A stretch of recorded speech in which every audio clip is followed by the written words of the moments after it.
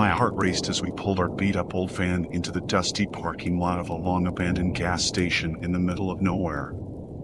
It was the middle of the night, and our group of friends had been on a road trip, searching for adventure and a taste of the unknown. We had no idea just how unknown things were about to get. The gas station looked like it had been stuck in a time warp for decades, its windows shattered, and its neon lights flickering erratically. But for a group of curious thrill-seekers like us, it seemed like the perfect place for a little urban exploration. We'd been drawn to the eerie beauty of forgotten places, and this gas station was no exception. We stepped out of the van, armed with flashlights and camera phones, ready to document our adventure. The air was still, thick with the scent of gasoline and decay. Broken glass crunched beneath our sneakers as we ventured closer to the main building. As we peered through the shattered windows, the sight that greeted us sent a shiver down my spine. There were figures inside, hunched over in the dim light, their tattered clothes clinging to emaciated frames. The soft murmur of their voices reached our ears, unintelligible whispers that sent a chill through the warm night. We hesitated, unsure of what to do. Were these homeless squatters, or something more sinister? A strange unease washed over our group as we contemplated our next move. In a moment of fear-fueled bravado, one of my friends, Jake, decided to knock on the door. The response was eerie, to say the least. The figures inside stopped their whispered conversation, and the door creaked open. A single, gaunt man with hollow eyes greeted us, his voice scratchy and barely audible. "Can I help you?" We were a bit taken aback, but Jake explained that we were just passing through and had been intrigued by the old gas station. The man nodded slowly, and we noticed that several more people had gathered behind him. They all had that same desperate, hollow look. "Would you like to come inside?" the man asked, his lips curling into a twisted smile. The invitation should have been harmless, but a heavy feeling of dread settled in my stomach. It was clear to us that something was off about the situation. We declined politely and made our way back to the van, but as we turned our backs on the gas station, we could hear the whispers growing louder and more frenzied behind us. As we pulled away from the deserted gas station, the harsh reality of what we might have stumbled upon began to sink in. There was something deeply unsettling about those people and their sinister intentions, hidden beneath their frail appearances. We had escaped a potential nightmare, one that would forever haunt our memories and serve as a chilling reminder that not all deserted places are meant to be explored. Some are better left in the past, where the darkness can't reach out to touch you.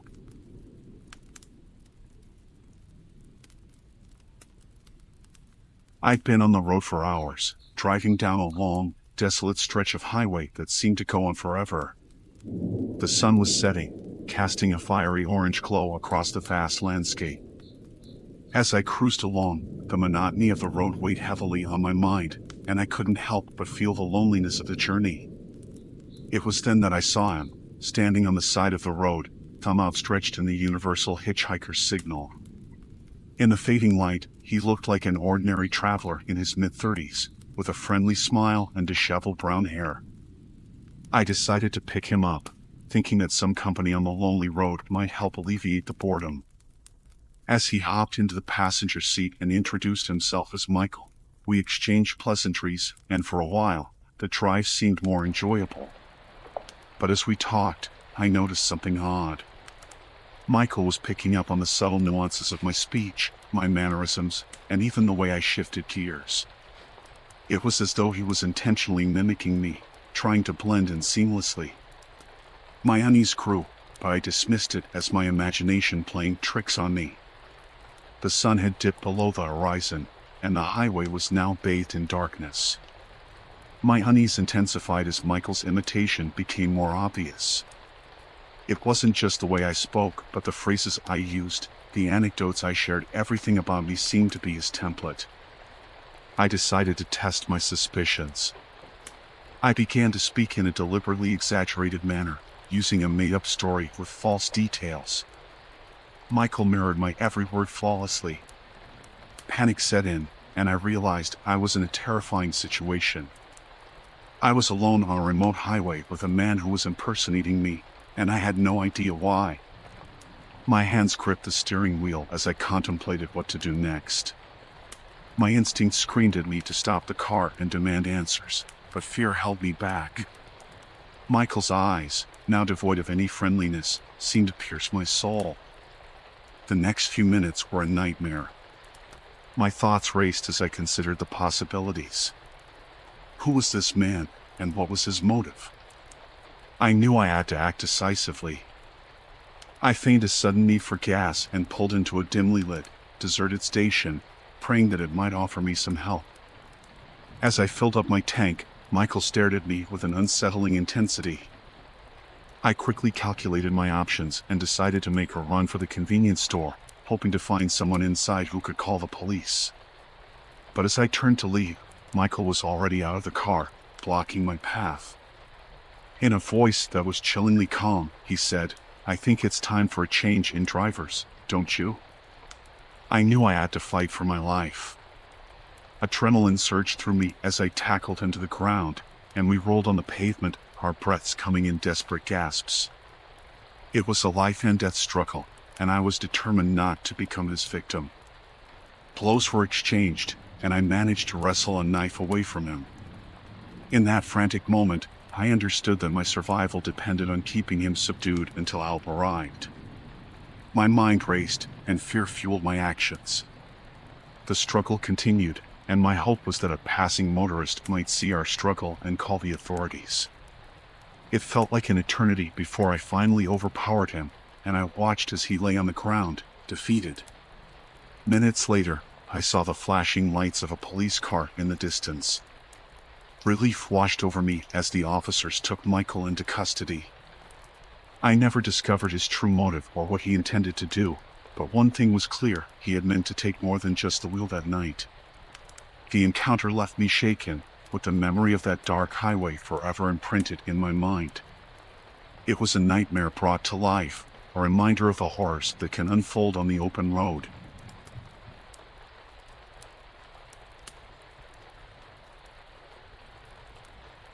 It was a long and exhausting drive through desolate roads.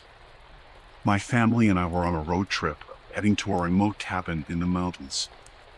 As the sun dipped below the horizon, casting a dark, eerie shadow over the landscape, we decided it was time to find a place to spend the night.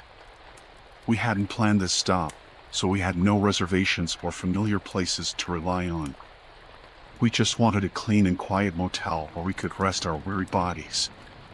The motel we stumbled upon seemed to fit the bill.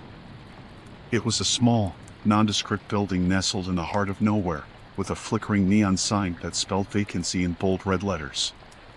It felt like a haven of shelter in the middle of nowhere. We pulled into the empty parking lot and made our way to the front office. The bell above the door tinkled as we entered, and a middle-aged man behind the counter greeted us with a forced smile. We asked for a room, and he handed us the key to number 7. As we entered the room, an unsettling feeling washed over us. The decor was outdated, and a musty odor hung in the air. We could hear a faint, continuous hum, which we attributed to the old air conditioning unit. We tried to make ourselves comfortable, but unease lingered. While my wife and kids settled in, I decided to investigate the room. My curiosity led me to check the air vents, and that's when I noticed something chilling. Hidden away inside one of the vents, I found a small camera lens staring back at me. My heart raced as I quickly checked other vents, and I discovered more cameras, skillfully hidden throughout the room.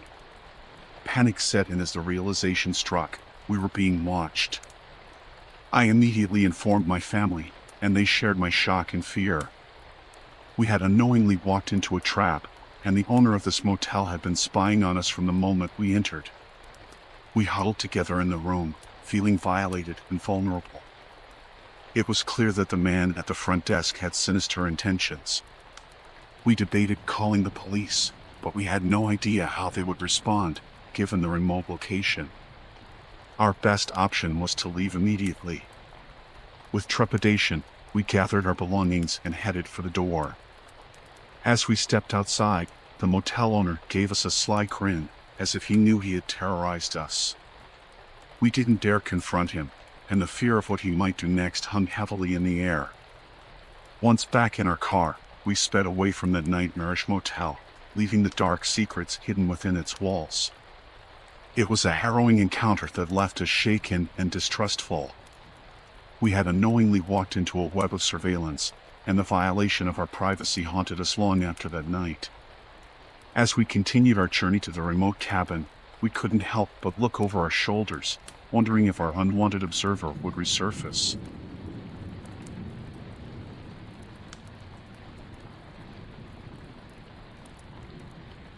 My wife and I were looking forward to some quality time together, driving down the lonely highways and exploring new places.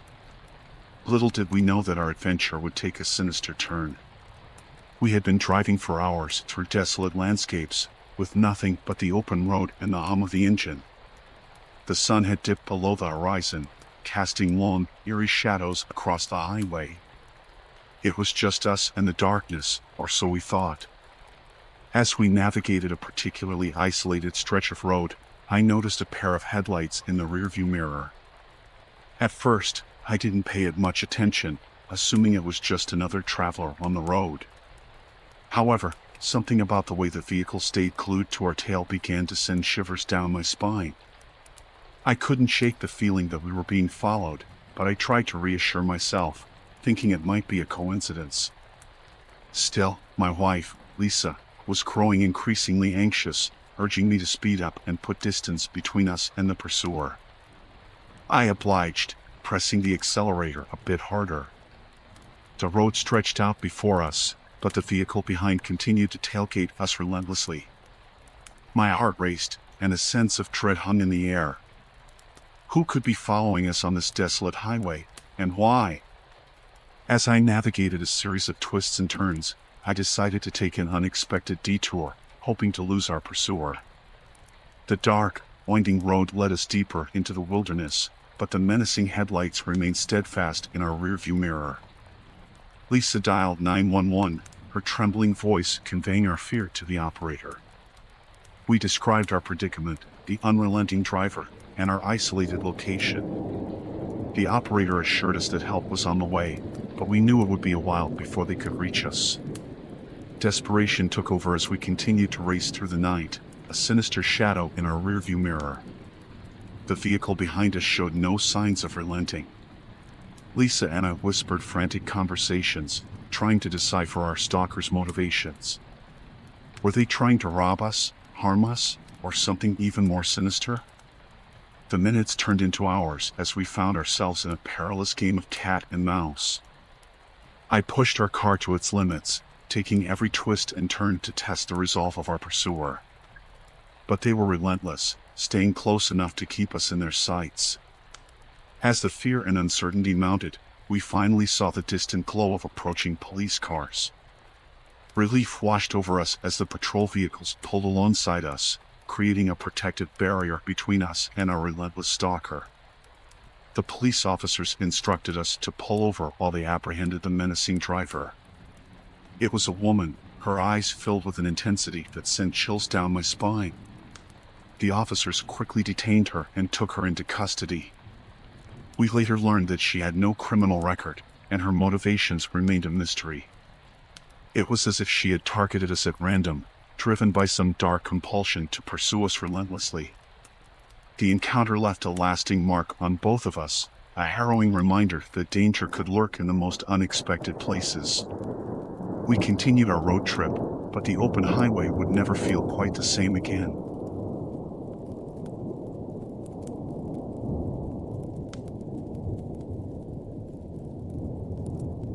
It was one of those spontaneous road trips that you dream about when you're young and full of wanderlust.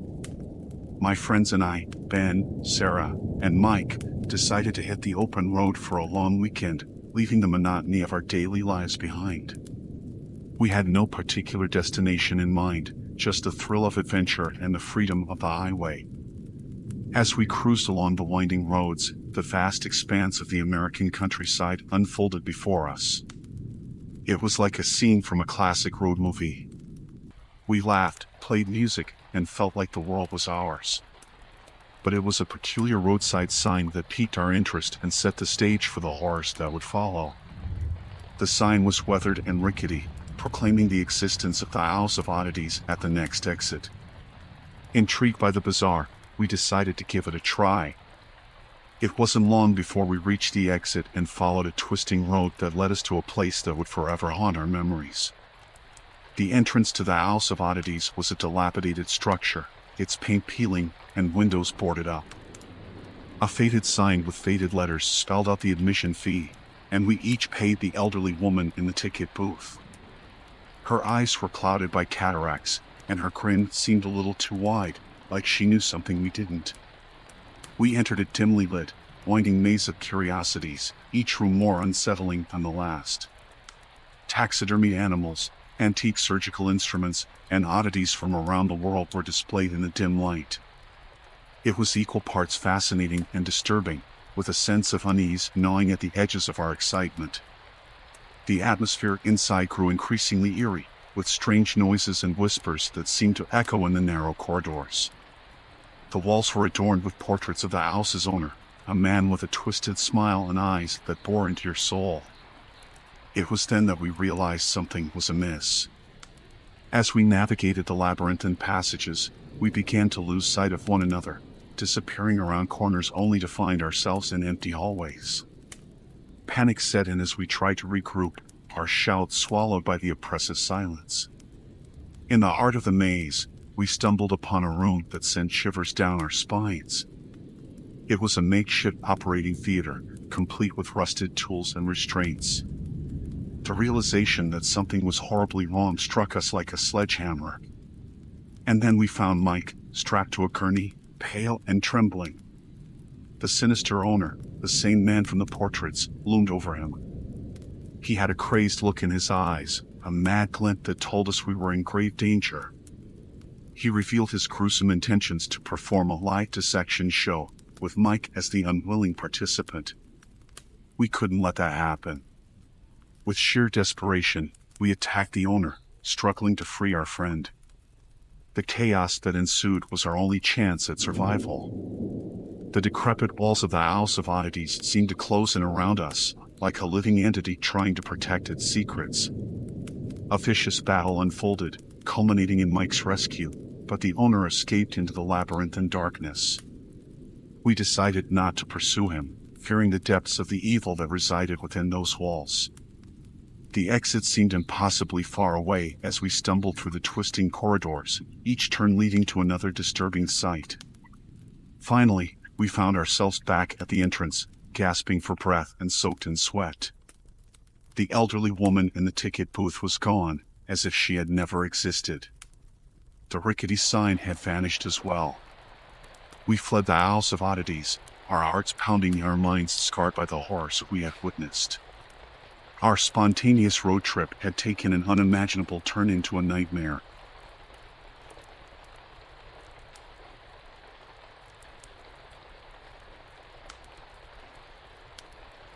It was supposed to be a memorable family road trip, an adventure through picturesque landscapes and the bonding time we've been craving.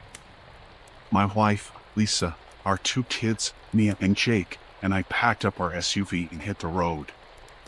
The GPS directed us through winding roads and quaint towns as we soaked in the beauty of nature. But the road trip took an unexpected turn when I decided to take a detour through a remote forest. I'd read about a scenic route that promised breathtaking views, and I couldn't resist the idea of discovering a hidden gem. Little did I know that this decision would plunge us into a nightmarish ordeal. As we ventured deeper into the forest, the dense canopy of trees blocked out the sun, casting long shadows across the narrow road.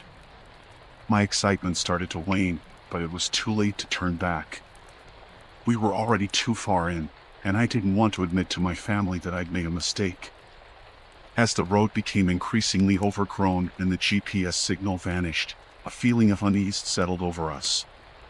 We passed dilapidated cabins that seemed long abandoned, and the silence was oppressive.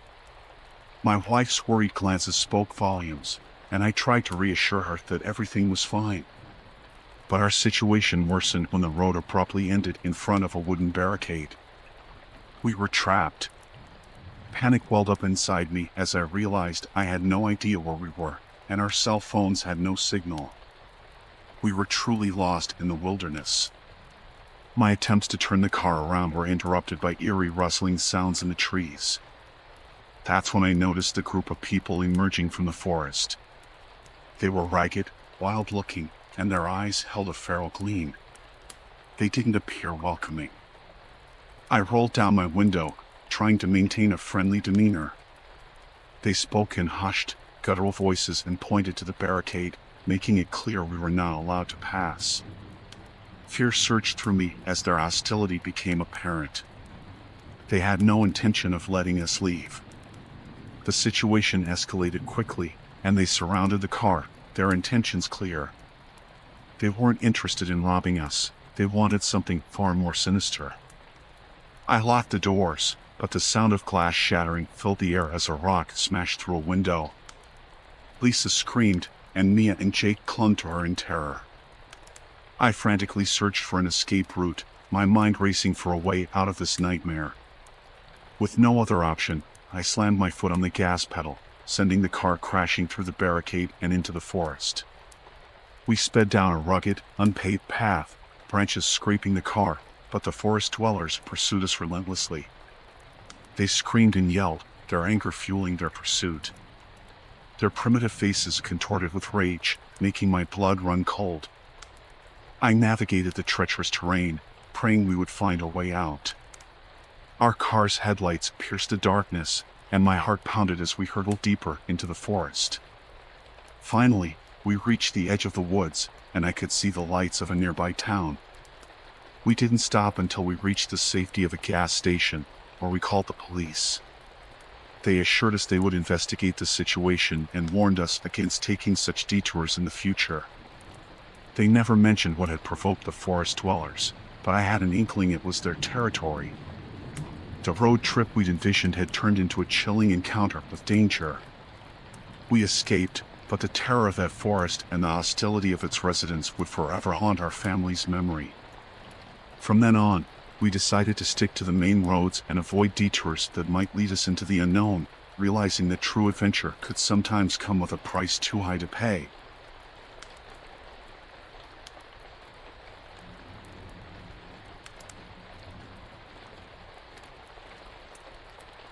The open road beckoned, and I followed its winding path, discovering hidden gems along the way. One such gem was a charming souvenir shop nestled on the outskirts of a small town. Curiosity led me to park my car and step inside the quaint little store. The shop was filled with all manner of trinkets and memorabilia, from postcards and keychains to handcrafted jewelry. The musty smell of aged wood and dust hung in the air, adding to the shop's charm. An elderly man stood behind the counter, his eyes bright with a mischievous glint. I browsed the shelves, admiring the variety of items on display. Among them were curious mementos, strange and unique in their own right. Some items were clearly handmade, while others bore the marks of wear and tear from years of travelers passing through. The shopkeeper observed me, a knowing smile playing on his lips. As I examined a dusty photo album, he approached and began to recount stories about the souvenirs and their origins. He spoke of visitors who had come from far and wide, sharing their tales with him and leaving behind a piece of their journey. I listened with fascination, captivated by his storytelling. It was then that my eyes fell upon an antique jar sitting on a shelf, its contents concealed by layers of dust. The shopkeeper noticed my interest and, with a theatrical flourish, revealed its grim contents. The jar held teeth, hundreds of them, each meticulously arranged in rows, like macabre pearls. My shock must have been evident, as the shopkeeper chuckled and explained that these were travelers' teeth. He described how tourists would trade their teeth for good luck on their journeys, each one a silent promise of safe return. The teeth had been collected for generations, and the jar was a testament to the superstitions and eccentricities of travelers. But as he continued to speak, the jovial tone in his voice took on a darker edge. He mentioned a local legend that those who didn't offer a tooth before their departure faced great misfortune. The more teeth they'd given, the better their luck.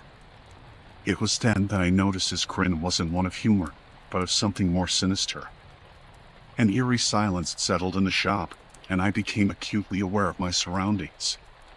The shelves, once charming, now seemed to close in on me, laden with their gruesome treasures. I could feel the weight of the shopkeeper's gaze, and his fascination with my teeth sent shivers down my spine. Feeling a growing unease, I made an excuse to leave, hastily exiting the shop. As I drove away, I couldn't shake the unsettling feeling that the shopkeeper had been more collector than storyteller. What had once seemed like a charming encounter now filled me with dread. My journey continued, but the souvenir shop and its macabre collection haunted my thoughts. I couldn't help but wonder about the other travelers who had unwittingly contributed their teeth to this grotesque assortment.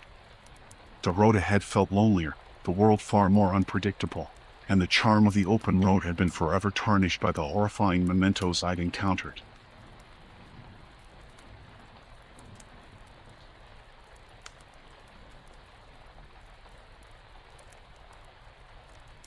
It was a chilly autumn afternoon when my friend Jamie and I decided to hit the open road for a spontaneous road trip. We'd always been the adventurous type, seeking the thrill of the unknown. As the sun began its descent, casting long shadows across the deserted highway, we stumbled upon a dilapidated diner in the middle of nowhere. The Milton's Diner sign flickered weakly, the neon lights struggling to hold onto their last bit of life. Despite the diner's grim appearance, we were both famished, and the idea of a hearty meal beckoned us inside. The rusty bell above the door jingled as we entered, and we were greeted by a musty smell and the eerie silence that hangs heavy in such places. A small handful of patrons sat scattered at booths, their faces obscured by the dim lighting. We found an empty booth and sat down, the cracked vinyl squeaking beneath us. A grizzled waitress, her name tag reading Dorothy, shuffled over to take our order. She looked far older than her years, with hollow eyes that seemed to have witnessed a lifetime of sorrow. Her voice was barely more than a whisper as she handed us laminated menus, the plastic peeling at the edges. We placed our orders and tried to engage in casual conversation while waiting for our food. But as our voices filled the air, the other patrons remained silent, their heads bowed low. I couldn't help but notice that they all had the same peculiar feature, a small, crescent-shaped scar on their right hands. Time crawled by, and the food finally arrived, looking less appetizing than we had hoped. My heart raced as I watched the patrons pick at their meals with wooden expressions, their eyes fixed on their plates. As Jamie and I ate our unappetizing meal, Dorothy approached our table, her gaze fixed on us with an unsettling intensity. She leaned in, her lips barely moving as she whispered, "You're not like the others. You're special." I exchanged a nervous glance with Jamie, but before we could react, Dorothy had shuffled away to attend to another patron. We decided it was time to leave, and the patron's eerie silence became increasingly uncomfortable. The bell above the door jingled again as we exited, and the world outside seemed to breathe a sigh of relief. But just as we thought we were free, a man with a crescent-shaped scar on his right hand approached us in the parking lot. "You don't know what you've done," he hissed, his eyes filled with a madness that sent shivers down our spines. We jumped into our car, jammed the key into the ignition, and sped away from that forsaken place. As we drove into the night, our minds were haunted by the strange encounter at Milton's Diner. We couldn't shake the feeling that something far more sinister lurked behind the peeling wallpaper and the cracked vinyl booths. And the chilling words of the scarred man echoed in our ears, a cryptic warning that still sends a shiver down my spine. That night, we drove on through the darkness, but the road trip had lost its appeal. The memories of Milton's Diner, with its peculiar patrons and the cryptic message of the scarred man, would forever linger in the darkest corners of our minds.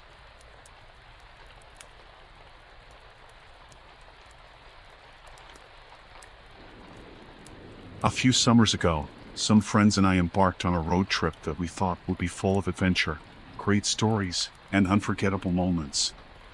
Our journey took us deep into the heart of the Pacific Northwest, where we stumbled upon a remote campsite that promised tranquility and the blissful embrace of nature. Little did we know, this seemingly idyllic encounter would soon turn into a nightmarish experience that would forever haunt our memories. As we set up camp and prepared to spend a few days surrounded by the lush forest, we couldn't help but admire the beauty of our surroundings. The tall, ancient trees formed a protective canopy overhead, while the gentle murmur of a nearby river provided a soothing soundtrack to our evening. Our sense of contentment was short-lived, however. Just as the sun dipped below the horizon, casting long, eerie shadows across our campsite, we became aware of another group of campers who had arrived and set up camp nearby. They were loud, rowdy, and their laughter seemed to carry a sinister undertone that sent shivers down our spines. Determined to enjoy our trip, we tried to brush off their disruptive behavior and focused on our own campfire. We regaled each other with tales and jokes, hoping to drown out the unsettling presence of our new neighbors. But the louder we laughed, the more insistent their heckling became. Then, their leader, a burly man with a menacing glint in his eyes, approached our campsite. He introduced himself in a voice that carried a veiled threat.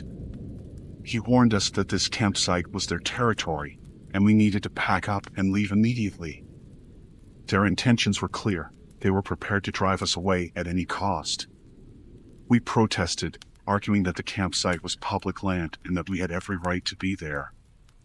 But the man and his group only responded with sinister smiles and menacing gestures, closing in around us.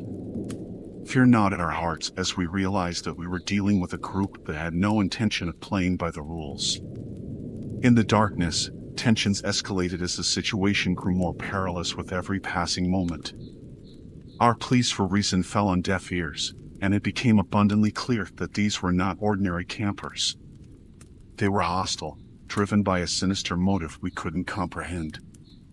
As the situation escalated, we decided that our only option was to abandon our campsite and retreat into the forest. In the dead of night, we moved silently, keeping our flashlights off to avoid detection. We could hear our hostile neighbors searching for us, their voices echoing through the trees like vengeful spirits. The forest seemed to close in on us, and the darkness was oppressive. Our heartbeats thundered in our chests as we navigated the treacherous terrain, moving further away from the campsite and the nightmare that had unfolded there. We wandered through the night, never looking back, fearing that our hostile pursuers might still be on our trail. Exhaustion and fear left us mentally and physically drained, and the once idyllic camping trip had devolved into a harrowing struggle for survival.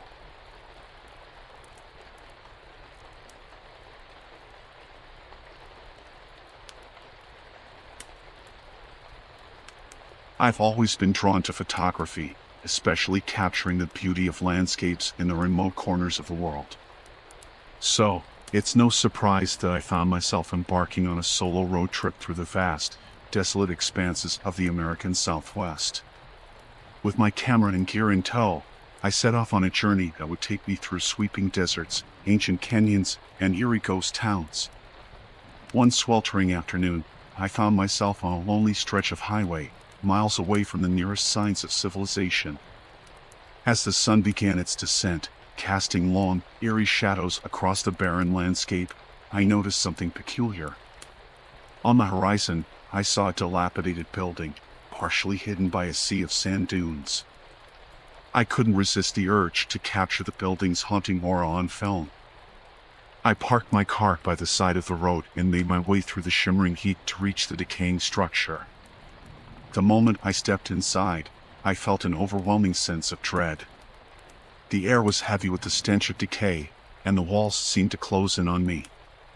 As I ventured deeper into the building, my camera shutter clicked away, capturing the deteriorating remnants of a place long forgotten by time. There were faded paintings on the walls, weathered and cracked, with an eerie resemblance to human faces.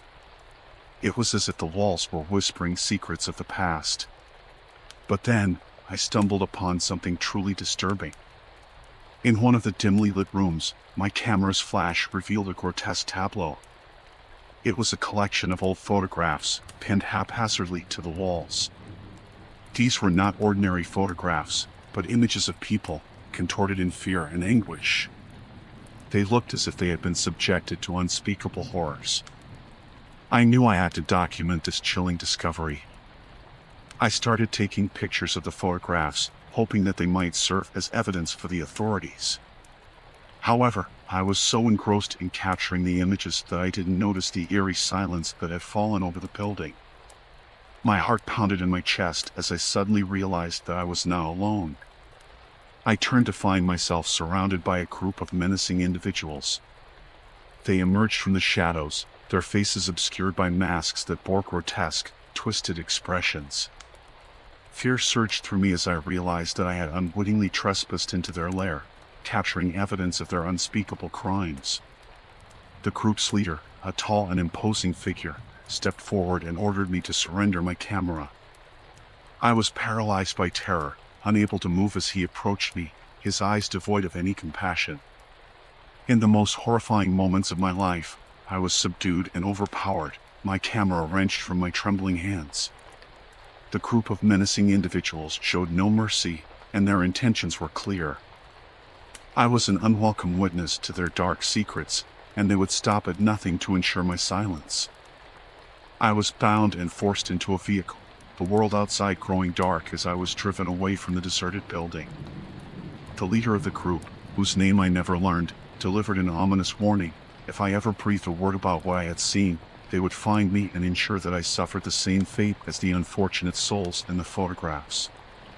For what felt like an eternity, I was held captive, my heart heavy with the weight of the horrors I had witnessed. My only thoughts were of escape, of finding a way to bring the truth to light and expose the sinister individuals who had abducted me. Finally, an opportunity presented itself. In a moment of carelessness by my captors, I managed to break free from my restraints and flee into the desert. Every step I took was fueled by the desperate need to survive and reveal the chilling truth hidden within those photographs. As I stumbled through the harsh and unforgiving terrain, I could feel the menacing individuals hot on my trail. It was a race against time, a fight for my life, and the only weapon I had was the disturbing evidence I had captured on my camera. The nightmare continued as I eluded my pursuers, finally making my way to the nearest town, where I could safely report the horrors I had uncovered.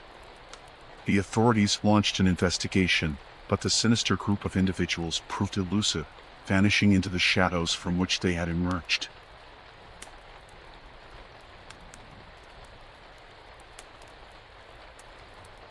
It had been a perfect father-son road trip. My son, Jack, and I were exploring the vast expanse of the American Midwest, bonding over endless stretches of highway and the promise of adventure around every bend. But our idyllic journey took a nightmarish turn on a desolate road, far from any signs of civilization. The sun was setting, casting an eerie orange glow over the landscape. It was the kind of place where cell phone signals went to die, and the nearest town was miles away.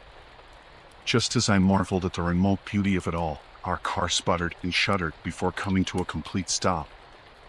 I tried to restart the engine, but it was clear that we were stranded in the middle of nowhere.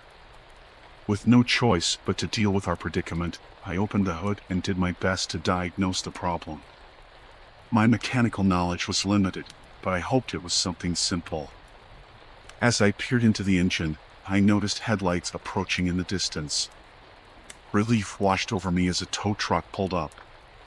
The driver, a middle-aged man with a friendly smile, introduced himself as Dave. He assured us that he could tow our car to his garage for repairs. We climbed into the cab of the tow truck, leaving our car behind. Dave was talkative and amiable, telling us stories of the many people he had helped in similar situations. I relaxed, feeling grateful for his timely arrival. The sun had set completely, and darkness had fallen upon the deserted highway. As we arrived at Dave's garage, I couldn't help but notice that it was far more isolated than I had anticipated. We were in the middle of nowhere, with no other vehicles or buildings in sight. But I chalked it up to the remote nature of the area. Dave said he'd take a look at our car right away, and I felt relieved. Jack and I settled into the garage's waiting area, which was cluttered with old magazines and worn-out furniture. The atmosphere was unsettling, but I convinced myself that it was simply the unfamiliar surroundings. Time passed slowly as we waited for Dave to finish the repairs. I began to grow anxious, wondering what was taking him so long. Then, I noticed a sudden change in Jack's demeanor. He was fidgety and uneasy, and he whispered to me that he had heard strange noises coming from the back of the garage. My heart pounded in my chest as I decided to investigate. As I crept toward the source of the noises, I saw Dave working diligently under the hood of our car. But my attention was drawn to a locked door at the far end of the garage. It was from there that the eerie sounds emanated. Ignoring the knot of dread in my stomach, I approached the door and tried the handle. To my surprise, it was unlocked. As I pushed it open, I was met with a sight that chilled me to my core. Inside the dimly lit room, I saw a series of cages, each containing people who were bound and gagged. Their eyes conveyed pure terror as they locked onto mine. I couldn't breathe as I realized that we had stumbled into a horrifying nightmare. I rushed back to the waiting area, my thoughts consumed by a single, horrifying realization. Dave had no intention of helping us. He was a predator, and he had lured us into a trap. Panic surged through me as I knew we had to escape this nightmare. Grabbing Jack's hand, we quietly made our way to the exit, praying that Dave remained oblivious to our discovery. I knew that our only chance lay in returning to our car and making a run for it. The darkness that had once seemed peaceful now felt suffocating and menacing. Just as we reached the door, a blood-curdling scream echoed through the garage. Our eyes met with Dave's, and he realized that we had uncovered his sinister secret. With a maniacal grin, he lunged toward us, the intent to silence us forever. Adrenaline surged through me as we sprinted back to our car. The engine roared to life, and we sped away from the nightmarish garage. I couldn't erase the image of those terrified faces from my mind, nor the knowledge of the evil we had narrowly escaped. We drove through the night, not daring to stop until we reached the safety of the nearest town.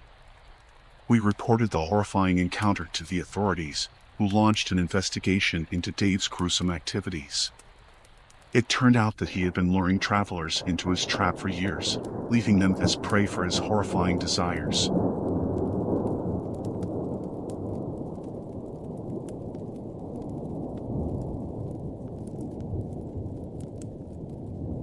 My brother, Mike, and I went on a cross-country road trip. We'd been on the road for days, driving through miles of picturesque landscapes and small towns.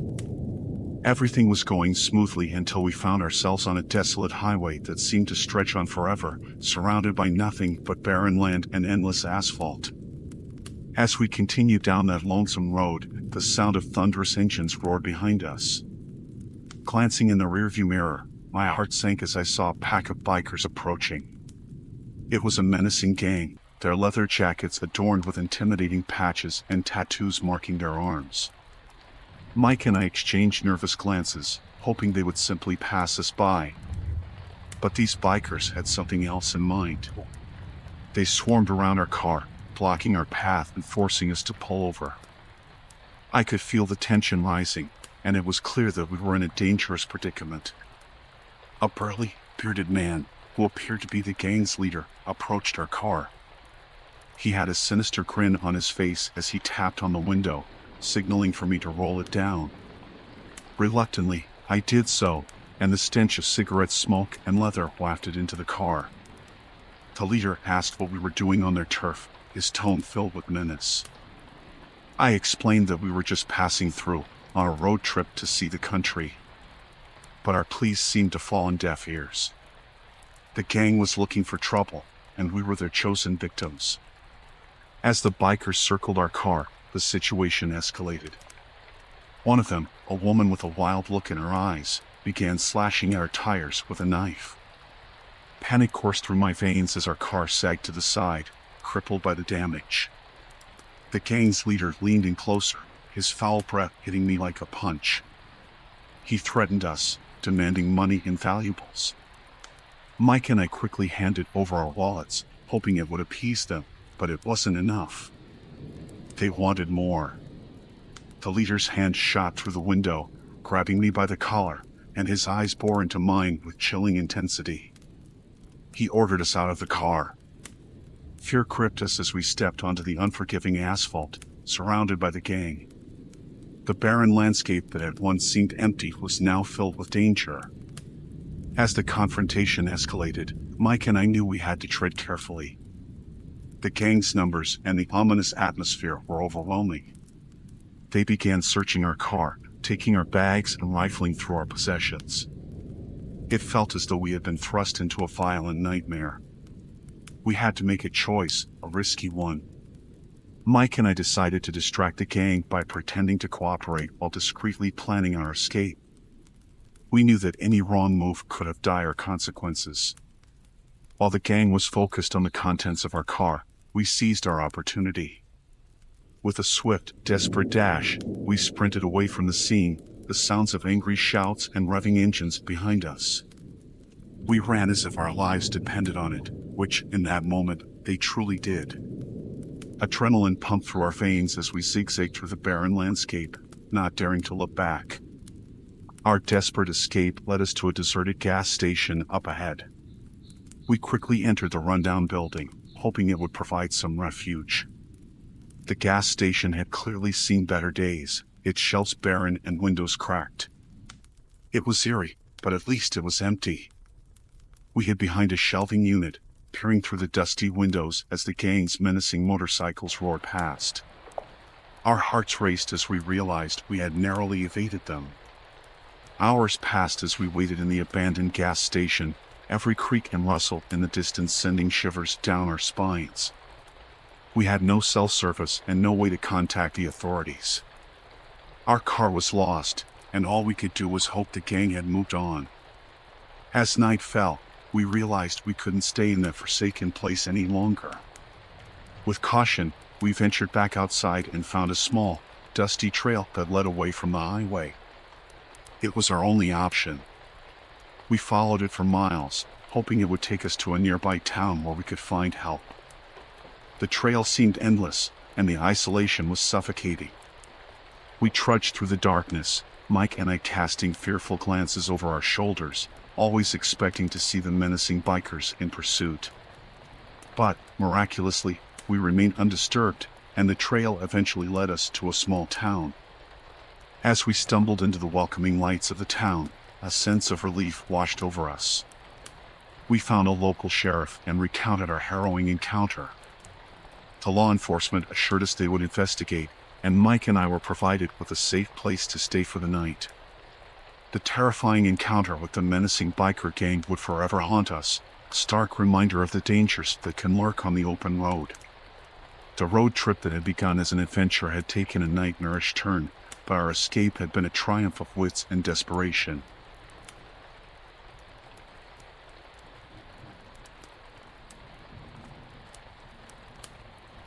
My family and I embarked on our long-awaited road trip. We were eager for adventure, the promise of new experiences, and the excitement of exploring places unknown. The kids were buzzing with enthusiasm as we left our suburban life behind, but little did we know that our journey would soon take a terrifying turn. We were cruising down a quiet highway, surrounded by lush landscapes and the occasional quaint town. The road stretched ahead, inviting us to embrace the freedom of the open road. My wife, Sarah, and I chatted about the upcoming destinations while the kids, Tim and Emily, were in the back, their faces buried in their devices. But our tranquil road trip took an abrupt turn as we encountered an aggressive driver who seemed hell-bent on causing trouble. He tailgated us relentlessly, honking his horn and making obscene gestures.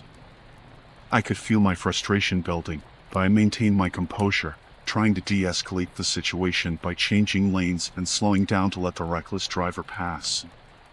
However, this only seemed to enrage him further. He pulled alongside us, shouting obscenities, his face twisted with anger.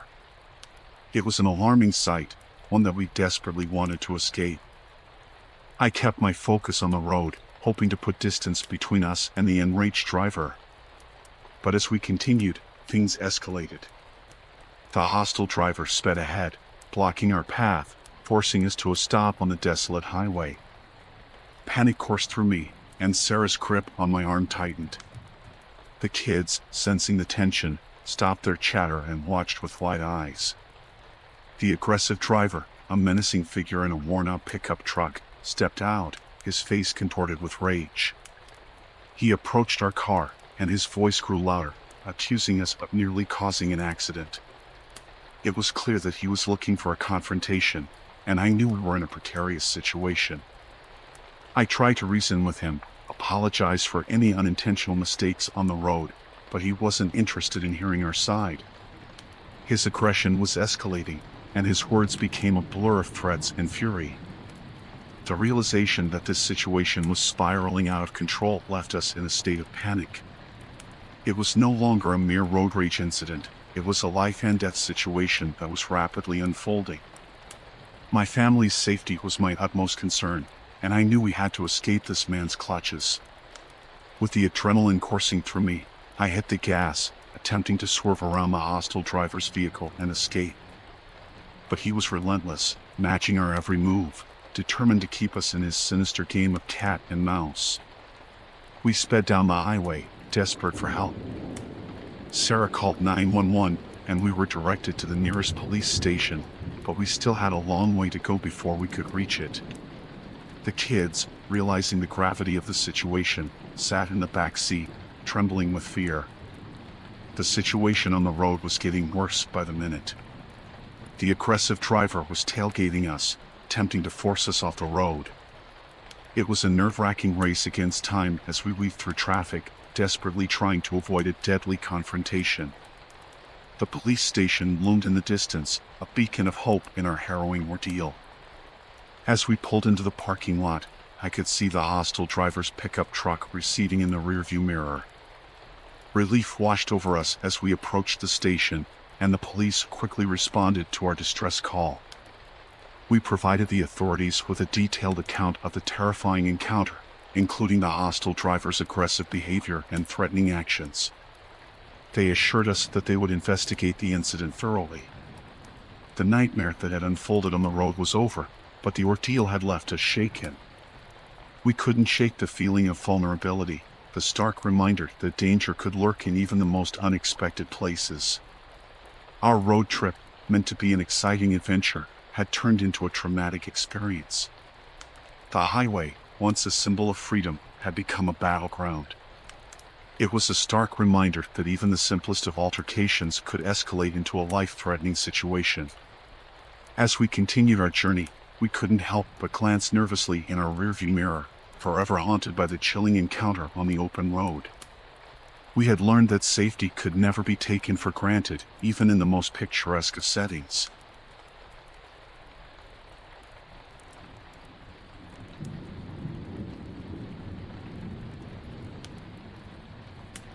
It was a sweltering summer afternoon when I found myself cruising along an isolated stretch of highway, the sun's relentless rays beating down on my car's windshield.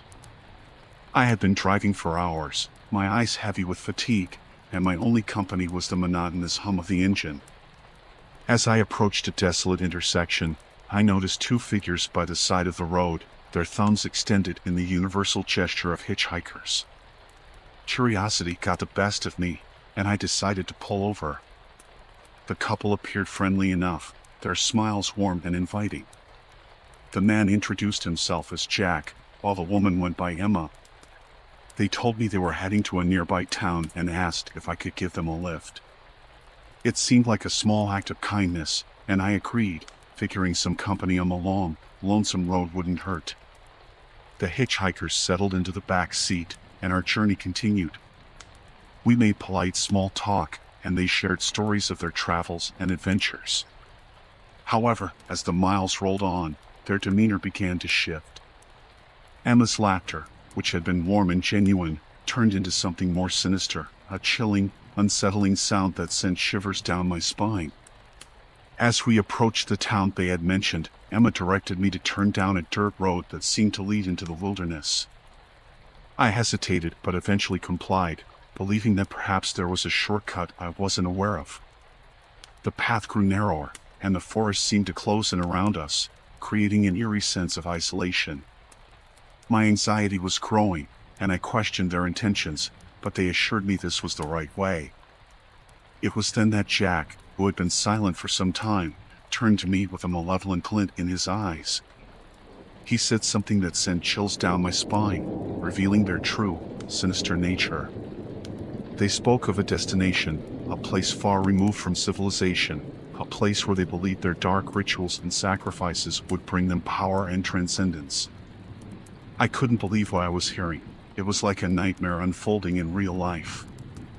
Panic gripped me as I realized I was caught in a horrifying situation. I glanced around, looking for any opportunity to escape.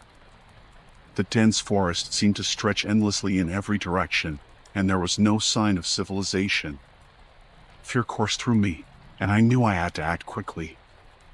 I pretended to agree with their crazed plans, all the while scanning for a chance to break free. Suddenly, I spotted a small, hidden side road, almost overgrown with vegetation. I seized the moment and slammed on the brakes, telling them I needed to take a quick break. As I pulled over, I shouted for them to get out of the car, my voice trembling with a mix of fear and anger. The hitchhiker's surprise bought me a few precious moments, and I bolted out of the car, racing down the narrow side road. I could hear their shouts of rage behind me, but I didn't look back. The adrenaline pumping through my veins fueled my escape, and I ran as if my life depended on it. My desperate flight led me deeper into the forest, but the eerie, unsettling feeling of being watched never left me. I had to put as much distance between us as possible. The dense foliage and labyrinthine trees made it easy to become disoriented, and my heart pounded as I realized I was well and truly lost. For hours, I stumbled through the thick underbrush, my only source of light the waning moon above. I couldn't escape the feeling that I was being hunted, that they were still out there, searching for me. The night seemed to stretch on endlessly, my terror growing with every step.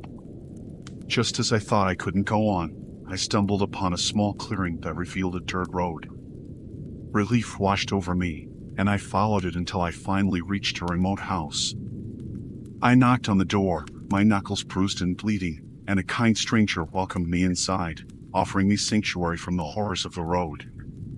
The police were called, and I recounted my terrifying encounter with the hitchhikers, describing their malevolent intentions and the sinister path they had tried to lead me down. An investigation was launched, but the hitchhikers seemed to have vanished into thin air.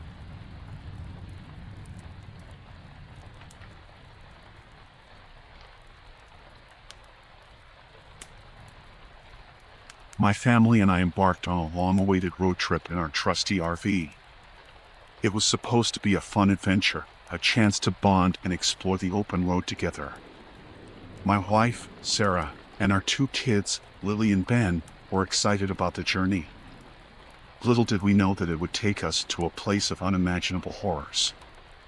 As we traveled along the winding highways, we noticed a strange occurrence. Our RV's radio, which had been playing our favorite tunes moments ago, crackled with static and distorted voices. I tried to adjust the dial, but the eerie signals persisted. A strange voice broke through, repeating cryptic coordinates and phrases that made my skin crawl. Curiosity piqued, I decided to follow the coordinates. My family exchanged worried glances, but they trusted my judgment, so we made our way towards the source of this mysterious signal. The coordinates led us off the main road and onto an overgrown, neglected route that seemed to have been abandoned for years. We eventually reached a place that was marked as the destination. It was an eerie, sprawling facility, hidden in the midst of a dense forest. The RV came to a halt, and we all stared in disbelief at the grim, ominous structure. The building, weathered and surrounded by a chain-link fence topped with barbed wire, was like something from a post-apocalyptic nightmare. I knew I had to investigate further, despite the unsettling feeling that had settled over us.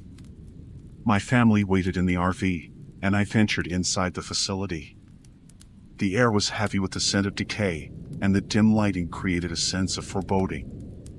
As I explored the facility's halls, I discovered disturbing signs of its past. Abandoned research equipment, decaying documents, and unsettling notes hinted at experiments that were conducted here.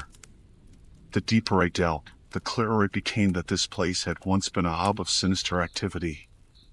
My heart raced as I stumbled upon a hidden chamber, and the horrors within left me paralyzed with fear. In the center of the room was an operating table, covered in restraints and sinister-looking instruments. It was surrounded by images and symbols etched into the walls that seemed to depict horrifying experiments on human subjects. I couldn't bear to look any longer, and I rushed back to the RV, where my family waited anxiously. We had to leave this place immediately, but as I turned to start the engine, a loud, metallic thud echoed through the RV. We were trapped. Looking out the window, I saw a group of men approaching, each dressed in tattered, blood-stained clothing. Their eyes were vacant, their faces contorted with a malevolent hunger.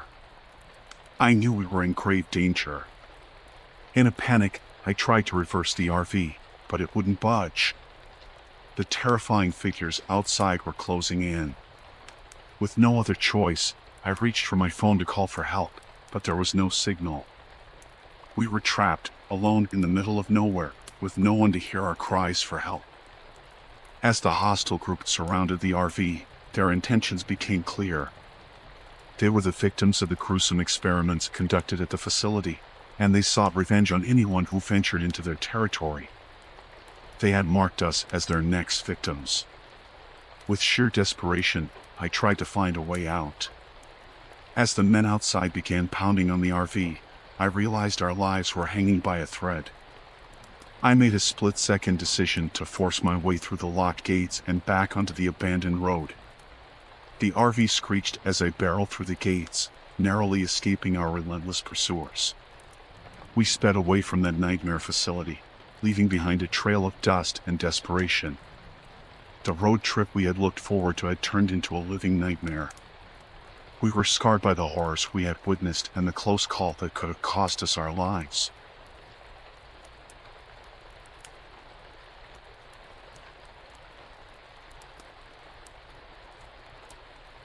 My family and I cruised down the long, desolate stretch of highway during our summer road trip.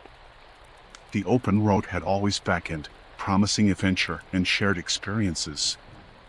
We were making good time, but we needed a break, so we decided to pull over at the truck stop we spotted on the map.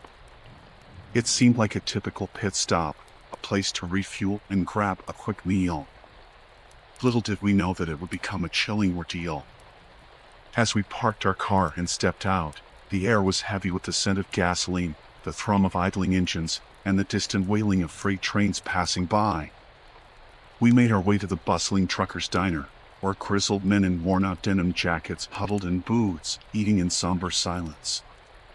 Their eyes followed us as we entered, and the atmosphere was charged with hostility. We tried to ignore the unnerving gazes and found a booth near the back. Our server, a middle-aged woman with a forced smile, took our order. The menu offered the standard fare, but there was an unmistakable tension in the air. As we waited for our food, the truckers' conversations ebbed and flowed, never veering far from their own affairs. My son, Timmy, and daughter, Emily, were oblivious to the growing unease, chattering away about our road trip adventures. But my wife, Sarah, and I couldn't shake the feeling that we were unwelcome visitors in this dimly lit enclave. The situation escalated when a group of truckers at a nearby table began whispering and casting dark glances in our direction. Their hushed conversations and occasional laughter, laced with malicious intent, sent shivers down my spine. Our food arrived, but none of us had much of an appetite. The truckers' stares became more intense, their eyes drilling into us as if we were trespassers in their secret world.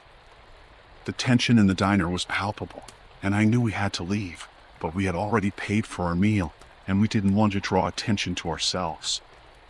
As the minutes ticked by, the atmosphere grew increasingly hostile. The truckers were no longer content with just watching. They began making derogatory comments and crude remarks about our presence. It was as though they had marked us as interlopers who needed to be driven away. My heart pounded as one of them, a burly man with a thick beard, approached our table. His breath reeked of alcohol, and his eyes gleamed with malice. He leaned in, his face uncomfortably close to mine, and issued a thinly veiled threat. "Y'all best be hitting the road, city folk," he sneered. "This ain't no place for your kind." The menacing looks in the eyes of the other truckers told me that this was not an idle warning. We realized we were in a perilous situation, surrounded by strangers who wanted us gone. We hurriedly paid the bill and left the diner. As we stepped out into the fading light, the truckers inside continued to stare through the grimy windows. I could feel their malevolence trailing behind us, as if they were daring us to stay or return. As we walked back to our car, I couldn't help but think about the stories of travelers who had gone missing or met untimely fates at remote truck stops. We had no intention of becoming another chilling tale of the road. We piled into our car, and I quickly started the engine, ready to put as much distance between us and that menacing truck stop as possible. The headlights pierced the gathering darkness, and as we sped away, I couldn't help but glance in the rearview mirror. I saw a group of truckers, bathed in the eerie glow of the diner's neon sign, watching our departure. Their glares lingered in my memory, a haunting reminder of the night we crossed paths with hostile truckers in the middle of nowhere. It was a road trip we would never forget, one filled with the kind of fear and paranoia that lingers long after the miles have passed.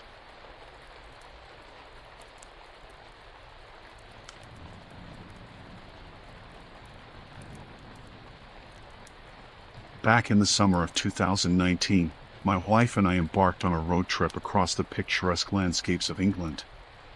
Our journey eventually brought us to the beautiful Isle of Wight, a serene island known for its stunning coastline and lush forests. We decided to camp in the woods, seeking an escape from the hustle and bustle of everyday life. As we set up our modest campsite, the sun dipped below the horizon, casting long shadows through the trees. A warm breeze rustled the leaves, and the world around us seemed to settle into a tranquil stillness.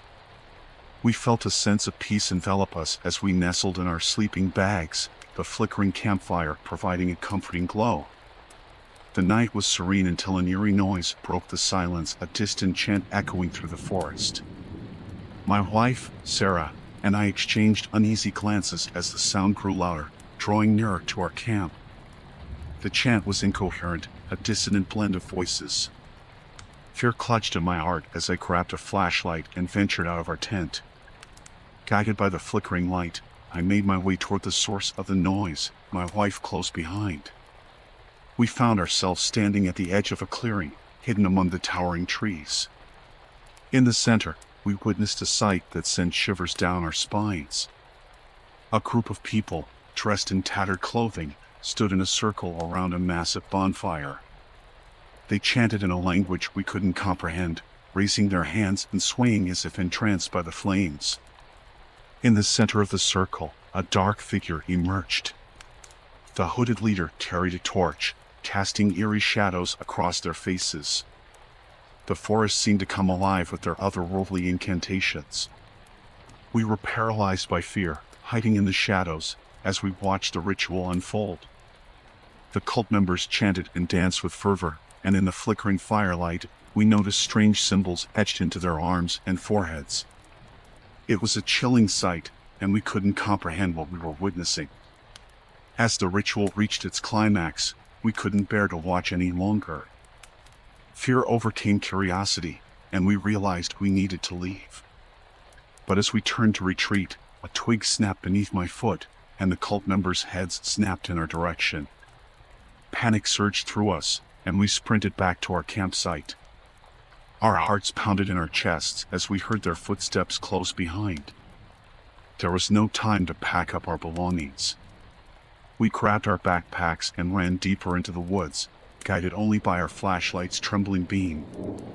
The cult members pursued us, their eerie chants echoing through the trees, growing louder and more menacing.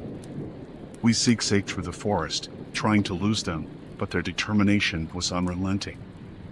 Fear propelled us forward, our breaths coming in ragged gasps. As the night wore on, we finally managed to put some distance between us and the cult, but we dared not stop.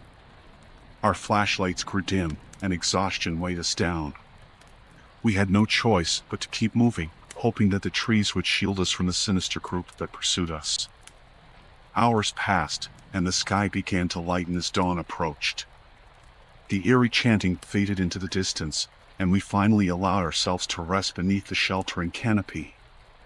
We huddled together, listening to the birdsong and the rustling leaves, the forest reclaiming its peaceful serenity. We had witnessed something terrifying that night, an unspeakable ritual in the depths of the Isle of Wight's woods.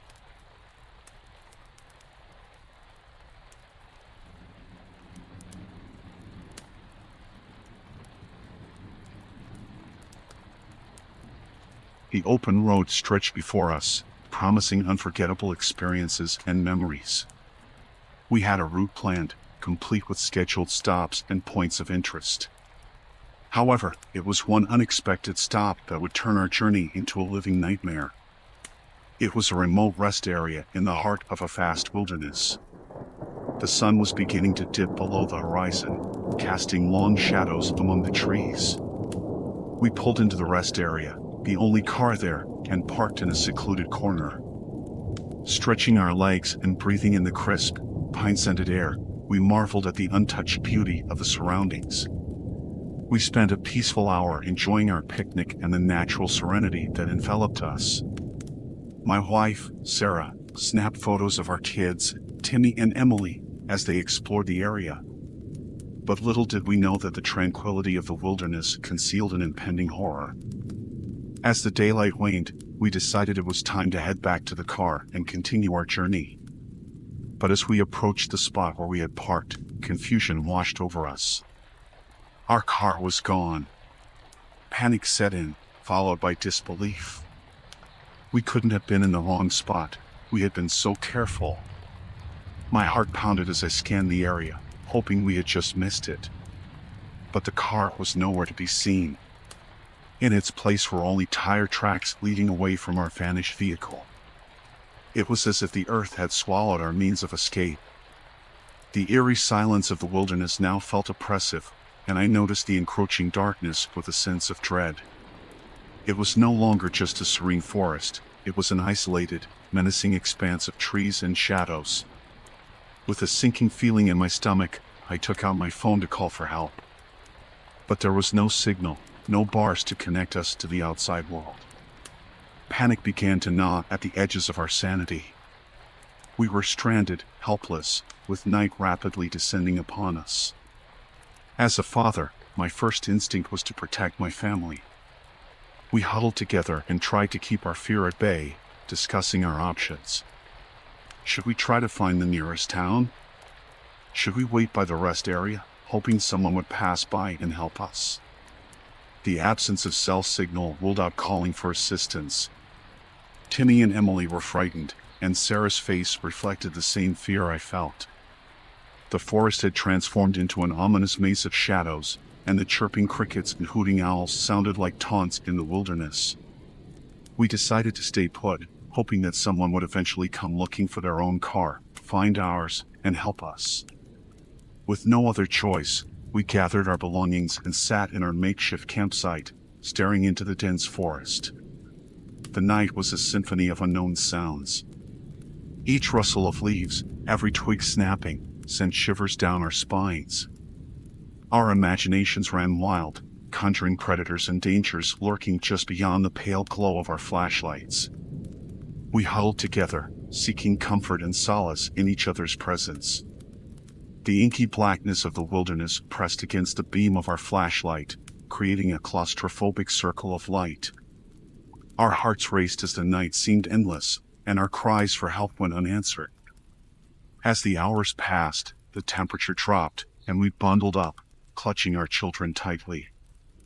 I scanned the surroundings for any sign of our car or other people, but found only the relentless wilderness. We were alone, and it was a terrifying isolation.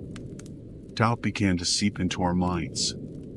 Had the car really disappeared, or had we simply become disoriented? Could it be hidden behind the trees, just out of sight? We decided to search again, despite our fear. With flashlights in hand, we ventured into the darkness, calling out for our lost vehicle. We moved carefully, each step fraught with unease, uncertain of what we might encounter in the wilderness. Our cries for help echoed through the forest, seemingly absorbed by the trees. But after an exhaustive search, we had to admit the unthinkable. Our car was gone, as if it had been swallowed by the wilderness itself. We returned to our campsite defeated, hearts heavy with the realization that we were stranded, abandoned by the outside world. The night felt interminable. We shivered, not only from the cold but also from the lurking dread that surrounded us. Every rustle, every shadow, was a potential threat. We took turns keeping watch, trying to stay vigilant in our vulnerable situation. Dawn finally broke, but the light offered little comfort. We needed to find help, civilization, anything that would save us from the wilderness that had become our prison. We knew the odds were slim, but we couldn't give up. With backpacks filled with essentials, we set off on foot, following the tire tracks that had led away our car. Our children clung to us, their eyes reflecting our shared fear. The forest seemed even more ominous in the daylight, with gnarled trees and looming shadows. We trudged through the wilderness for hours, shouting for help, hoping for a sign of civilization. As the day wore on, our despair deepened. We were miles from the rest area, with no end in sight. The hours stretched into days as we battled hunger, fatigue, and the relentless wilderness. We made rudimentary shelters, scavenging for food, and relied on our instincts to survive. There was no turning back, no sign of rescue. In our darkest moments, I questioned our decision to take that ill-fated stop at the remote rest area. What sinister force had taken our car and left us stranded in the unforgiving wilderness? Eventually, we reached a small cabin with a radio and called for help. We were saved, but we'll never forget what we went through.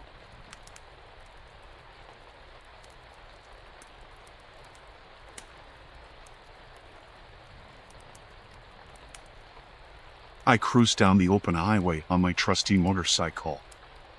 The wind roared in my ears, and the open road stretched before me, promising a journey filled with adventure and discovery. I was a solitary biker on a solo road trip, embracing the freedom of the open road. As I rode through a desolate stretch of highway, I noticed a sign advertising a rest stop ahead. I figured it was a good time for a break and a chance to refuel. But little did I know that this decision would lead to a nightmare beyond my wildest fears. I pulled into the rest stop, its weathered sign creaking in the wind. The place looked rundown and deserted, a far cry from the cheerful, bustling rest stops I'd encountered on previous trips. Still, I parked my bike and headed inside the small, dimly lit building. The interior was eerily quiet, and the sole cashier behind the counter barely looked up as I entered. I grabbed a bottle of water from the shelves and approached the counter to pay. The cashier's eyes met mine, and for a moment, I saw a sinister glint. It sent a shiver down my spine, but I dismissed it as paranoia. As I exited the store and made my way back to my bike, I sensed something was off. The atmosphere in the rest stop was heavy with foreboding, and the cashier's unsettling gaze lingered in my mind. I had a sinking feeling that I should leave this place behind. But before I could mount my bike and make a hasty exit, I was suddenly struck from behind. The world went black, and I knew no more. When I awoke, my surroundings had changed dramatically. I found myself in a dimly lit, underground facility. My hands were bound, and my head throbbed with pain. I struggled to make sense of my surroundings, panic coursing through my veins. I was not alone. Several other captives were in the room with me, all bound and disoriented. A sense of dread hung heavy in the air, and whispers of fear passed among us.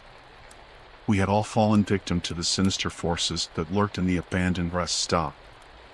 Our captors were ruthless, masked individuals who moved with military precision. They forced us into a cramped cell, locking the door behind us. Our world had shrunk to the dimensions of that cold, dark room. Hours turned into days, and our captors showed no mercy. They subjected us to physical and psychological torment, demanding information we did not possess. With each passing moment, our will to survive grew stronger, and the seeds of resistance were sown among us. We devised a plan to outsmart our captors, using our combined strength and resourcefulness to overcome them. In whispers and secret meetings, we coordinated our escape. One fateful night, as our captors made their rounds, we made our move. We overpowered the guards, using makeshift weapons crafted from items we had managed to collect in our confinement. In the dim, flickering light, the room became a battleground, and desperation fueled our determination. Our captors were not prepared for the uprising, and we managed to incapacitate them, one by one. The taste of freedom was within our reach, and we raced through the underground facility, looking for a way out. As we ascended to ground level, our relief was short-lived. The abandoned rest stop had transformed into a nightmarish fortress, with guards and surveillance cameras at every corner. The odds were stacked against us, but we were determined to escape. We used our knowledge of the facility and our captors' routines to navigate through the maze of danger. We moved stealthily, avoiding confrontation whenever possible, while fighting back when necessary. Our journey was fraught with danger and the constant threat of recapture. We watched our fellow captives fall one by one, victims of the relentless pursuit by our captors. But we refused to give up. In our darkest hour, we reached the surface, bursting into the open air. The moonlit night welcomed our escape, and we ran, our freedom tantalizingly close. We fled into the wilderness, leaving behind the underground facility and the horrors it contained. Our journey to safety was far from over. We had to elude our pursuers, who were determined to recapture us. It became a race against time and an ultimate test of survival. We fought, we ran, and we held on to our humanity in the face of inhumanity. The road to freedom was a treacherous one, but it was a path we had no choice but to follow. Months later, I find myself sharing this harrowing tale, hoping that others will be vigilant when stopping at remote rest stops along the open road. The world is not always what it seems, and darkness can lurk in the most unexpected places. I may have escaped the underground facility, but the memories of that nightmare continue to haunt my dreams.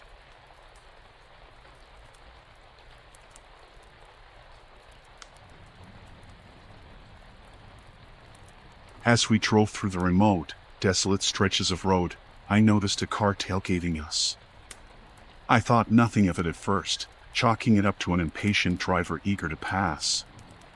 However, my unease grew as the car continued to tailgate us relentlessly, its driver seemingly fixated on us.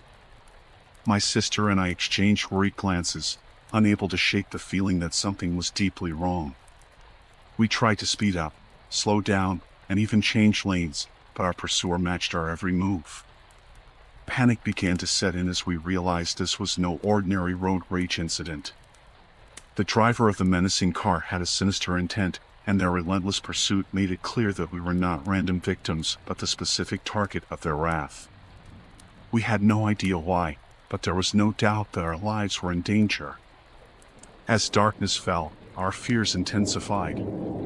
The isolated road offered no respite, and our options were dwindling. Desperation clawed at us as we contemplated our next move. We decided to veer off the highway, hoping to lose our pursuer in the labyrinthine roads of the forest. But our pursuer was not so easily deterred. They followed us into the forest, their car a malevolent shadow in our rearview mirror. The dense trees closed in around us, adding to the feeling of entrapment.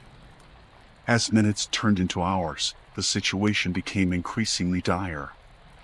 Our pursuer showed no signs of relenting. We could barely see the road ahead, and the forest whispered with an eerie stillness. We were in the heart of a nightmare, with no escape in sight. Fear gnawed at us, and we began to question our actions, our choices, and the mysterious motive behind our pursuer's relentless rage. The isolation of the forest amplified our dread, and it felt as if we were being watched by unseen eyes. With our fuel running low and our nerves stretched to their breaking point, we knew we had to make a stand. We could not let this vengeful driver dictate the outcome of our road trip. It was time to confront the pursuer head-on. We braced ourselves as we slowed down, allowing our pursuer to catch up.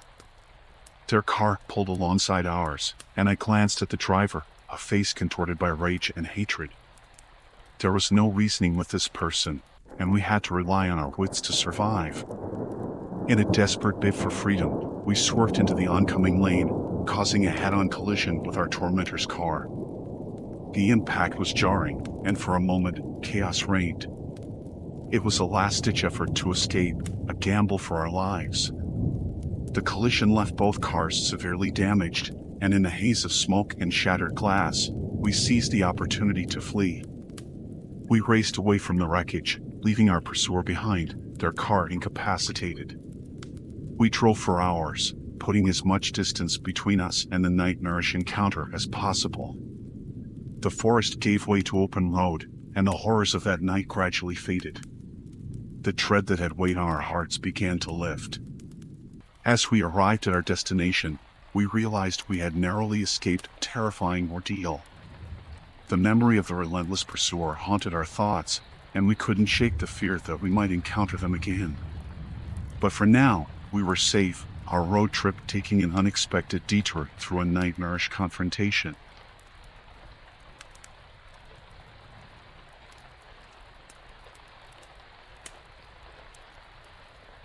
My two buddies and I were on a road trip, seeking adventure and a break from the monotony of daily life. The open road had always beckoned to us, promising the allure of new experiences and uncharted territories. Little did we know that our journey would take a chilling turn, one that would lead us down a desolate stretch of road and into a nightmarish encounter with sinister workers. The sun was beginning to dip below the horizon as we approached a highway that seemed to go on forever. It was a road less traveled, and the vast expanse of unfinished construction stretched before us, an eerie reminder of the road's isolation. We figured it was a shortcut to our next destination, a chance to save time and maybe even enjoy some untouched scenery. As we ventured further down the road, unease settled in. The construction signs were faded, and the path was in disrepair. But what truly alarmed us was the sight of several workers in the distance. They moved with a purpose, yet something about their presence sent shivers down our spines. Ignoring our unease, we continued on, hoping to pass the construction site without incident. However, the workers began to gather along the road, forming an ominous barrier. It was clear that they had other intentions. We slowed down, attempting to navigate through the workers, who were dressed in tattered overalls, their faces obscured by dirt and grime. They looked more like shadows than people, their eyes hidden beneath the brims of their worn-out hats. As we tried to pass, the workers began to surround our car, and their demeanor grew increasingly hostile. It was as if they resented our intrusion into their domain. They pounded on our vehicle, leaving dents in the metal and cracking the windshield. Panic surged through us as we realized that this was not a simple roadblock. Desperation set in as we tried to reverse and escape, but the workers' vehicles blocked our path, and they seemed intent on preventing us from leaving the construction site. The situation grew more sinister as they began to shout and bang on our windows. Fear drove us to act. We plowed through the barricade, forcing our way past the hostile workers, leaving a trail of dust and chaos in our wake. It was a terrifying escape, and we could hear the revving of their engines as they gave chase. As the miles flew by, our pursuers remained relentless, refusing to let us go. It was a high-speed chase through the desolate construction zone, with our lives hanging in the balance.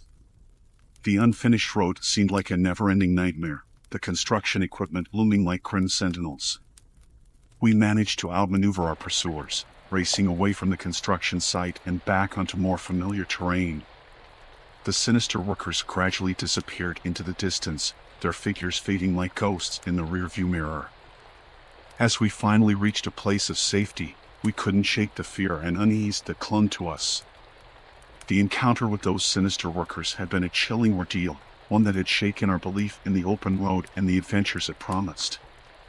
Our road trip had transformed into a nightmarish journey, a chilling encounter with the unknown. We may never know the true intentions of those workers, but their malevolence and relentless pursuit were etched in our memories forever, serving as a grim reminder that sometimes the road less traveled leads to a destination of terror.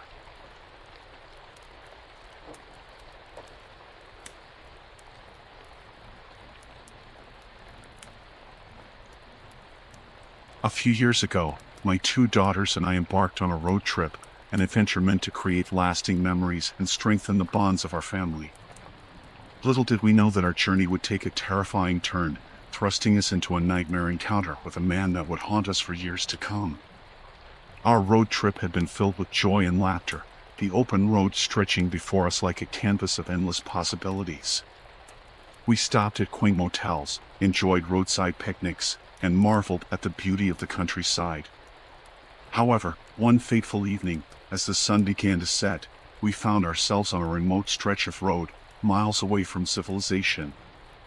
The countryside around us was picturesque, and the tranquility of our surroundings lulled us into a sense of security. My daughters, aged 10 and 12 at the time, played in the back seat, their giggles filling the car. We had the windows rolled down to let in the warm summer breeze, and all seemed right with the world. That's when I saw him. A lone figure, standing by the side of the road, appeared out of nowhere. I assumed he might need assistance, and being a responsible father, I pulled over, my instincts to help kicking in.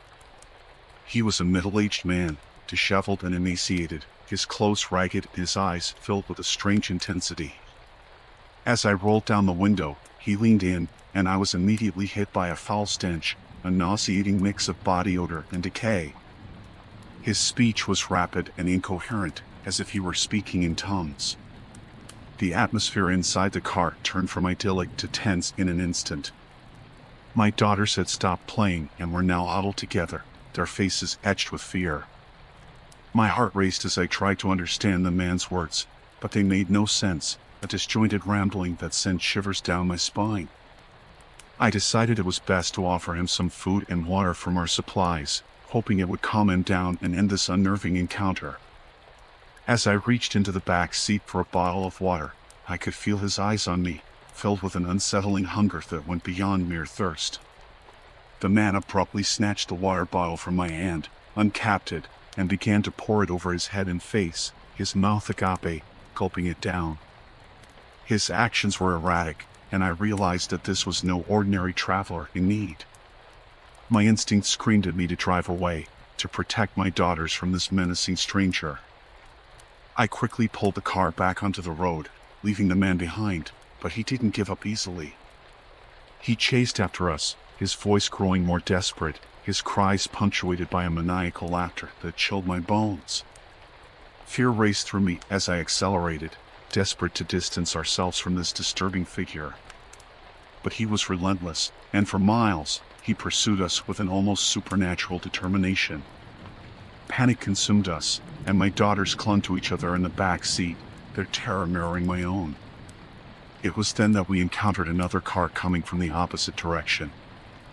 I swerved and flagged them down, desperate for help. The driver of the other car immediately understood the urgency of our situation. Without hesitation, he blocked the road, preventing the man from reaching us. As the 2 cars came to a stop, the man approached the other driver, his frenzied state undeterred.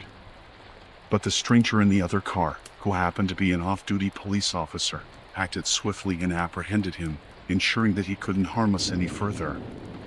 The relief that washed over us was palpable, and tears welled in my eyes as I thanked the officer for coming to our aid. The mysterious man was detained, and we were finally free from the nightmare that had threatened to consume us. The encounter left us shaken, our idyllic road trip transformed into a harrowing ordeal.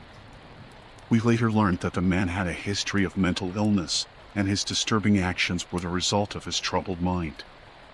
But that knowledge did little to ease the fear that had settled in our hearts.